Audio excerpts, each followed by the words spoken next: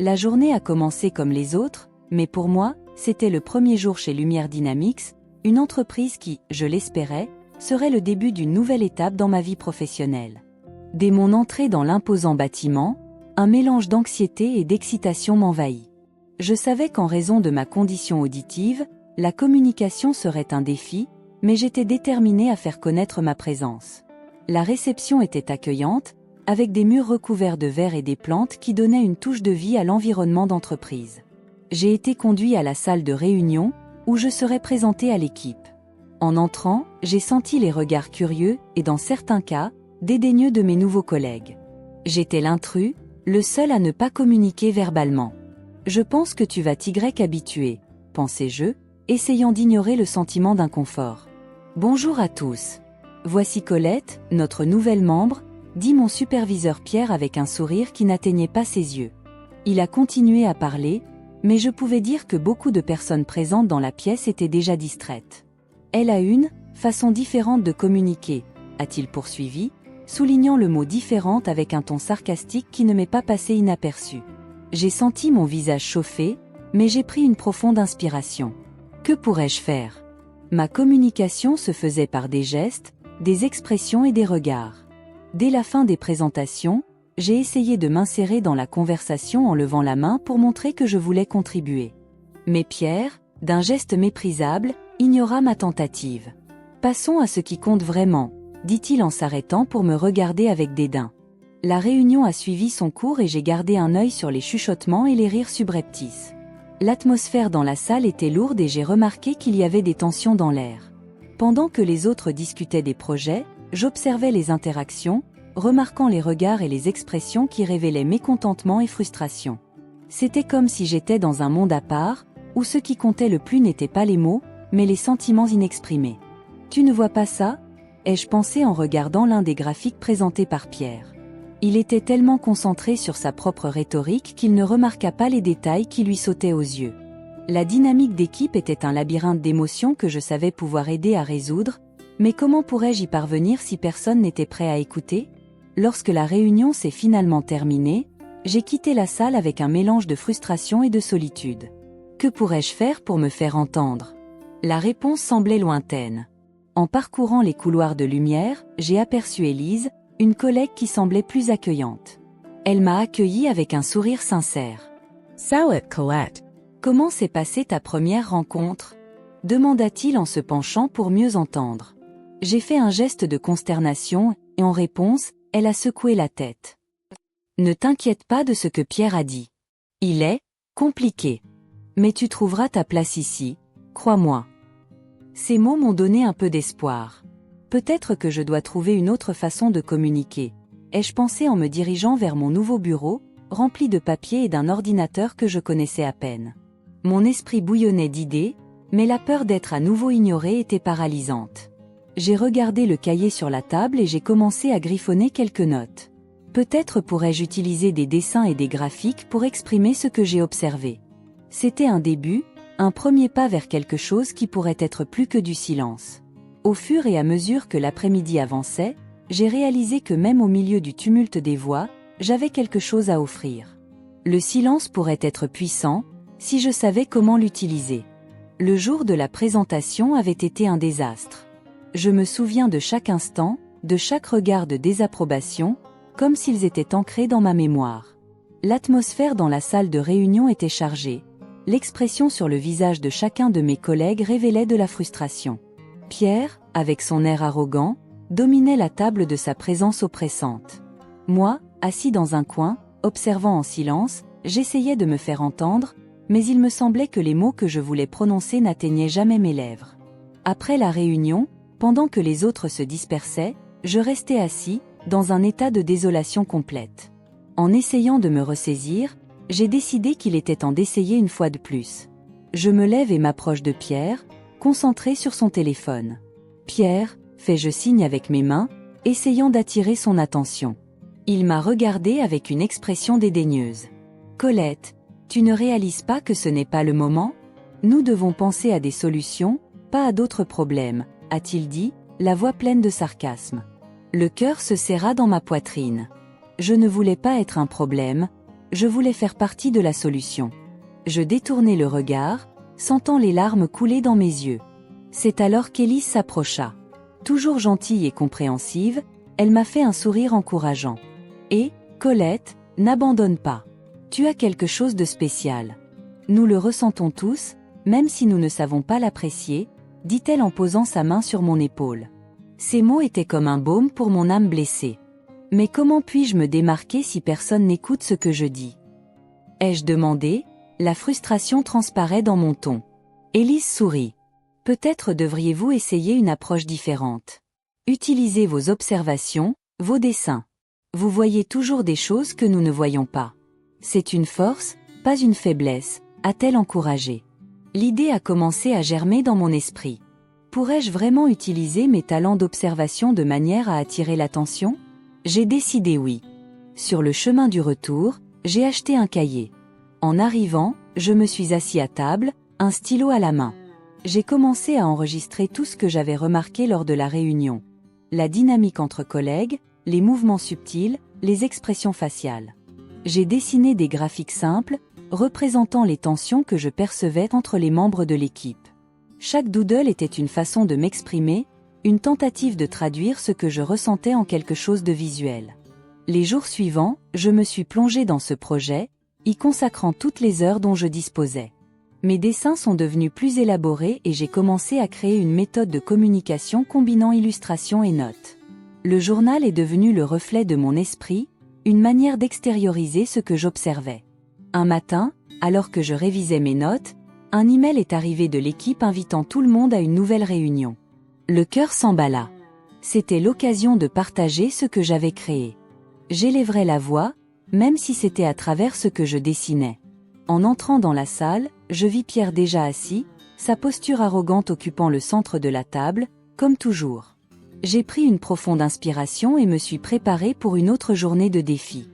Lors de la réunion, les discussions tournaient autour de solutions traditionnelles, mais j'avais quelque chose de différent en tête. J'ai levé la main. Pierre me regardait, visiblement impatient. « Colette, tu as quelque chose à dire ?» Son expression était celle du dédain. J'acquiesçai calmement, essayant d'ignorer son hostilité. « Oui, Pierre. J'ai préparé quelques observations que j'aimerais partager. » La pièce devint silencieuse et je réalisai qu'une fois de plus, j'étais sur le point d'être ignoré. « Laisse-moi deviner, tu vas encore faire des dessins ?» commenta-t-il en riant sarcastiquement. Un frisson me parcourut le dos, mais je ne me laissai pas ébranler. « Oui, » répondis-je, déterminé que je ne serais pas intimidé. Mais ces dessins peuvent nous aider à comprendre la situation d'une manière que les mots ne peuvent pas. Élise m'a lancé un regard encourageant et j'ai continué. J'ai remarqué des modèles qui pourraient être utiles pour résoudre nos défis actuels. Ai-je poursuivi en dessinant un simple graphique au tableau. La pièce était silencieuse et je sentais la tension dans l'air. Pierre était sur le point de l'interrompre, mais quelque chose en moi me disait qu'il était temps d'agir. Je n'essayais pas seulement de me faire entendre. Je partageais quelque chose qui pourrait vraiment faire une différence. L'ambiance chez Lumière Dynamique s'était chargée. Des murmures anxieux résonnaient dans le bureau à mesure que la nouvelle de la crise se répandait. Le contrat important sur lequel nous avions travaillé dur était menacé et l'équipe était en mode panique. Je regardais depuis mon bureau, sentant la pression dans l'air, une tension palpable qui semblait se manifester sur tous les visages autour de moi. Pierre, avec son expression arrogante, faisait des gestes en discutant des « solutions » qui, en fait, ressemblaient davantage à une tentative de détournement de responsabilité. « Il nous faut un plan, et vite !» s'exclama-t-il, sa voix résonnant sur les parois vitrées du bureau. « Nous ne pouvons pas permettre que notre erreur compromette tout ce que nous avons construit. » Les voix se chevauchaient, chacune essayant de se faire entendre, mais les idées semblaient contradictoires. Je me suis rapproché, essayant de comprendre la dynamique, mais encore une fois je me suis senti invisible. C'était comme si ma présence n'était qu'un écho lointain dans la pièce. Un de ses collègues, Luc, fit une proposition, mais Pierre l'interrompit d'un geste brusque. « Ce n'est pas suffisant. » dit Pierre en claquant la main sur la table. « Il nous faut quelque chose de plus substantiel. » Un nœud s'est formé dans mon ventre. J'avais passé les dernières semaines à observer et à enregistrer la dynamique du groupe, remarquant des schémas que personne d'autre ne semblait voir. Une pensée a commencé à germer dans mon esprit, Une idée qui pourrait être la clé pour résoudre la crise. Mais comment pourrais-je partager cela? Comment pourrais-je les amener à m'écouter? Je me dirige vers la salle de repos, à la recherche d'un moment de réflexion. La douce lumière du soleil pénétrait par les fenêtres, illuminant les feuilles de papier que j'utilisais pour griffonner mes idées. Un graphique a commencé à prendre forme, représentant les données que j'avais analysées. C'est alors que j'ai remarqué une tendance dans les informations. Un petit détail, une erreur que tout le monde semblait avoir ignorée. C'était ça. C'était la solution que nous recherchions. Le cœur battant, je retournai dans la salle de réunion. L'équipe était encore plus agitée, se disputant sans arrêt. J'ai levé la main, un geste qui semblait si petit mais j'espérais qu'il suffirait. Pierre me regardait, les yeux pleins de dédain. « Colette, tu penses vraiment que c'est le moment de faire tes dessins ?» dit-il, sa voix pleine de sarcasme. J'ai ignoré son ton dédaigneux et j'ai plutôt placé mes graphiques sur la table. Les lignes et les chiffres sont devenus ma voix. La pièce s'est arrêtée un instant et j'ai senti tous les regards fixés sur moi. J'ai pris une profonde inspiration et j'ai commencé à pointer les données. Tu vois, ici, j'ai fait un grand geste de la main, indiquant le graphique. Cette tendance montre que l'erreur s'est produite à un moment précis du contrat. Si nous changeons cela, nous pouvons non seulement sauver le contrat mais aussi améliorer notre proposition. Les murmures se sont calmés et pendant un bref instant j'ai vu de la curiosité dans les yeux de certains de mes collègues. Mais Pierre n'était pas satisfait. Il se releva brusquement, sa voix tranchante comme un couteau. « Colette, ce n'est qu'une théorie. Nous ne pouvons pas nous fier à des hypothèses. Cela n'a aucun sens. » Il fit un geste, essayant de minimiser mes efforts, comme si j'étais juste un intrus dans cet espace. La frustration grandit en moi. Je savais que j'avais raison, j'avais les données pour le prouver. J'ai pensé à Élise, à ses mots d'encouragement. Si je ne parlais pas maintenant, je n'aurais peut-être jamais d'autre chance.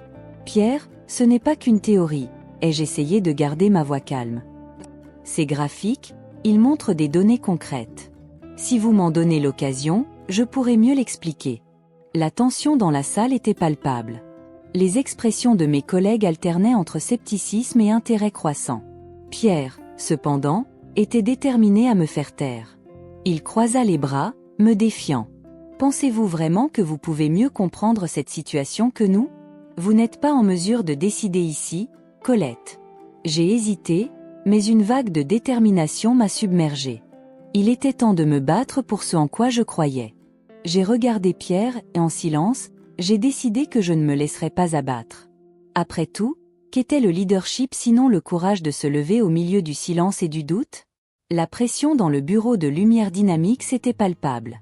L'air était lourd de la tension de l'équipe qui sentait clairement le poids d'un échec imminent. Je regardais depuis mon coin, le journal ouvert sur mes genoux, les pages remplies de notes et d'illustrations. Chaque ligne était une tentative de comprendre la complexité de ce qui se passait autour de nous. Les chuchotements, les regards furtifs, les gestes nerveux de mes collègues racontaient une histoire que les mots ne pouvaient transmettre. La frustration était dans tous les yeux, et je me sentais de plus en plus comme une ombre, invisible et sous-estimée. « Colette, tu as quelque chose à dire. » La voix de Pierre transperça le silence comme une lame. Il me regardait avec son air dédaigneux, comme si ma présence là-bas était un inconvénient. Je secouai la tête, un geste qui signifiait à la fois « non » et « oui », alors que j'essayais de trouver des mots qui ne venaient pas. En fait, j'avais beaucoup de choses à dire, mais les mots me semblaient être un luxe que je ne pouvais pas me permettre. C'est alors que j'ai remarqué Élise à côté de moi, l'expression déterminée.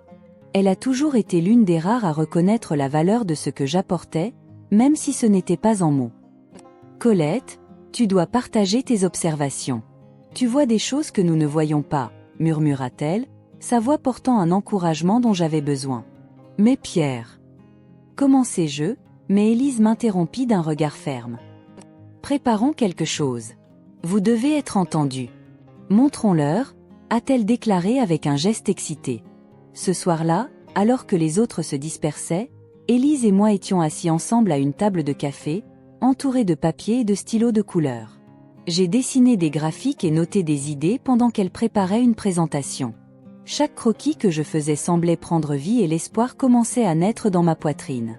Ensemble, nous créions un plan d'action qui pourrait effectivement changer le cours de cette crise. Si Pierre tente de s'immiscer, je serai là pour le défendre, déclare Élise, le regard déterminé.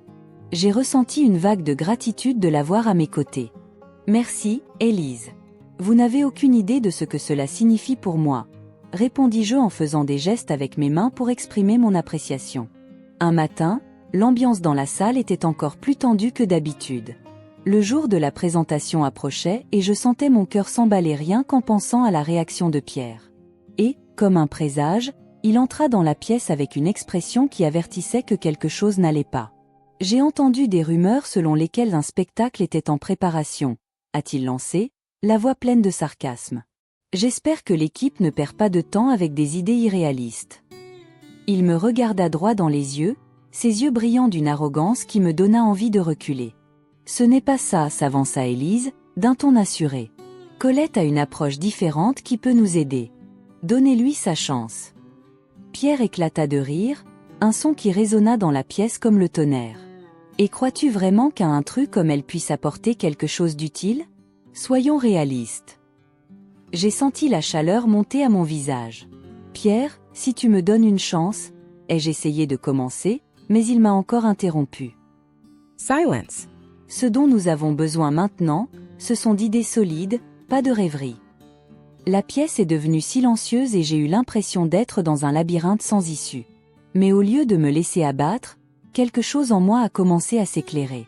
Si Pierre n'avait pas l'intention d'écouter, il me fallait trouver un moyen de me faire entendre, même si c'était par le silence et l'observation. À mesure que la présentation approchait, j'ai continué à prendre des notes et à dessiner. Les idées ont afflué et chaque graphique que j'ai créé était un pas de plus vers la solution qui, je le savais, pourrait sauver le contrat.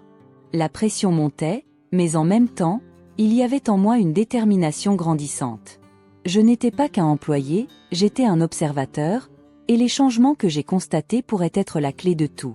Ce matin-là, avant la réunion, j'ai pris une profonde inspiration et j'ai regardé par la fenêtre. Le soleil brillait fort et pendant un instant, tout semblait possible. Je suis prêt, me murmurai-je. Le silence qui m'entourait ne serait pas mon ennemi. Il pourrait être la voix dont j'avais besoin. Et ainsi, le cœur battant et l'esprit clair, je me suis préparé à ce qui allait arriver. La tension dans la salle était palpable. Je sentais le poids du regard de Pierre sur moi, comme si ces flammes de mépris voulaient me consumer. Ce que j'avais décidé de faire était risqué, mais l'urgence de la situation me motive. Il était temps pour moi de cesser d'être une ombre et de devenir une présence.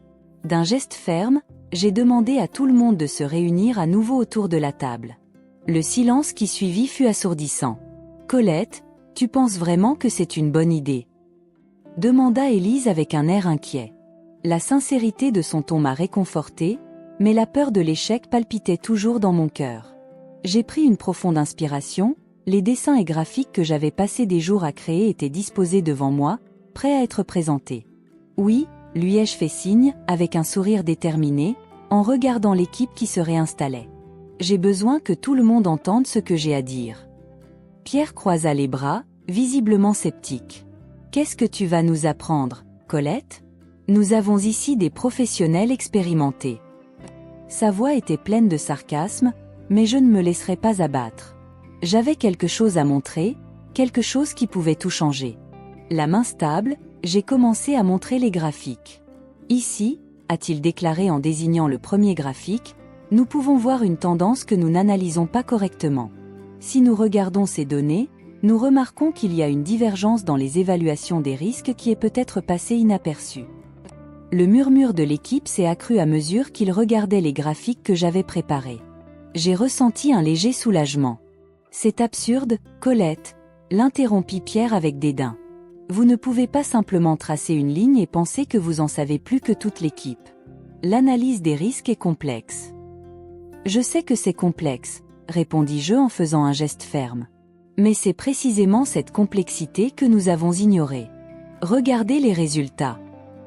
Ma voix était plus forte que prévu, mais je ne pouvais pas me laisser intimider. C'était l'occasion que j'attendais. Si nous n'analysons pas ces détails, nous pourrions perdre le contrat qui est vital pour l'entreprise. L'équipe regardait, confuse, mais quelque chose dans mes paroles semblait avoir suscité l'intérêt. Élise était à mes côtés, me faisant des gestes d'encouragement, et je sentais qu'elle était tout aussi investie que moi. Mais Pierre était de plus en plus impatient. Pensez-vous vraiment qu'un graphique dessiné à la main va sauver l'entreprise ? Dit-il en criant presque. C'est juste une distraction. Ce n'est pas une distraction, Pierre, dis-je en essayant de rester calme. C'est une solution. Si nous regardons ces données avec une nouvelle perspective, nous pouvons trouver des erreurs qui pourraient coûter bien plus cher qu'une simple distraction. La tension dans la pièce augmentait et je savais que je devais être clair. J'ai observé comment d'autres équipes ont abordé ce projet. Elles ont bénéficié de la prise en compte de chaque détail, et c'est ce que nous devons faire. Il ne s'agit pas seulement de chiffres, il s'agit de comprendre l'histoire qu'ils racontent. La salle est devenue silencieuse et j'ai remarqué que certains de mes camarades de classe commençaient à hocher la tête, comme s'ils commençaient à comprendre. Colette, tu dis que nous devrions réévaluer l'ensemble de notre plan. A demandé l'un des membres de l'équipe, un air de curiosité dans les yeux. Le ton de sa voix était différent, il était prêt à écouter. Exactement, répondis-je. Si nous ne changeons pas notre approche, nous serons voués à l'échec. Nous devons unir nos forces et travailler avec les données dont nous disposons, et pas seulement sur la base d'hypothèses. L'atmosphère dans la salle a commencé à changer et le scepticisme de certains a commencé à céder la place à la réflexion.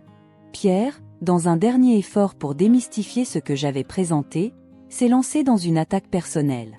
Tu ne devrais pas être là, Colette. Tu es une étrangère dans ce milieu.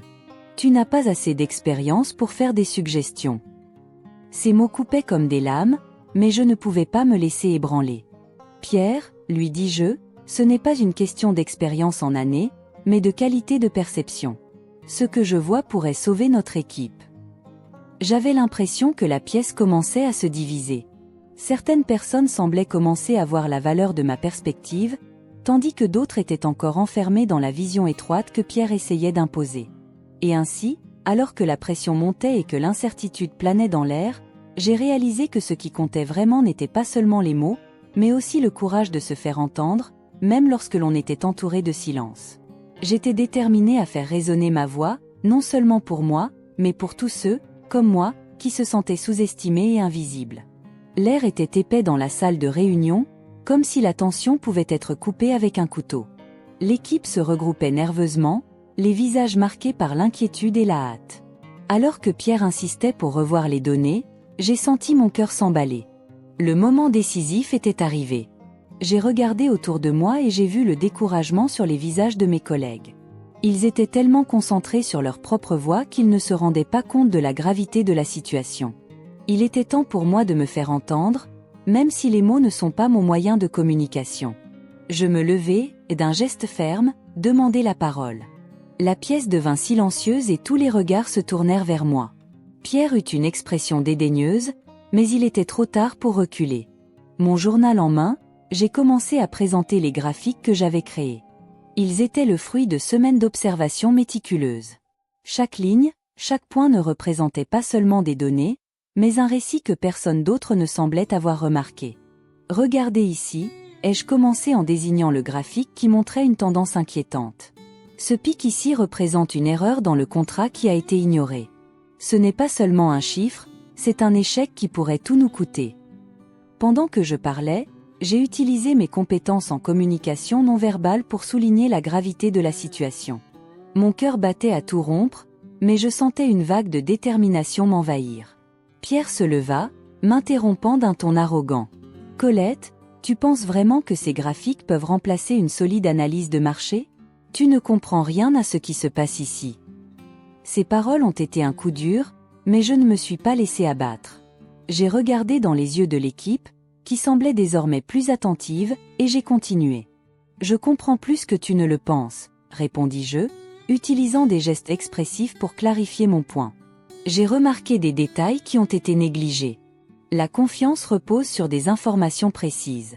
Si nous ne corrigeons pas cela maintenant, nous mettrons en péril l'avenir de Lumière Dynamics.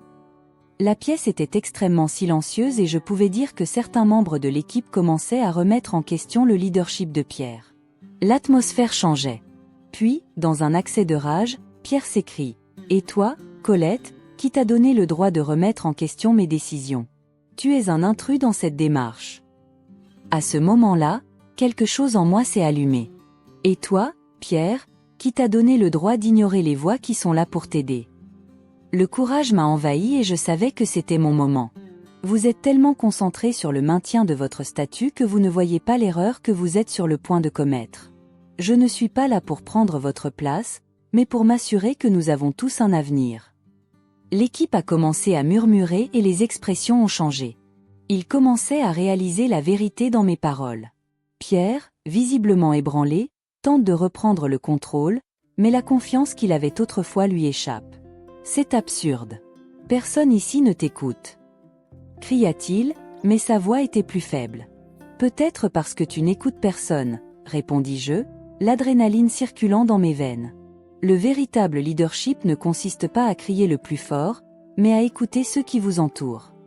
Sur ce, la pièce devint silencieuse.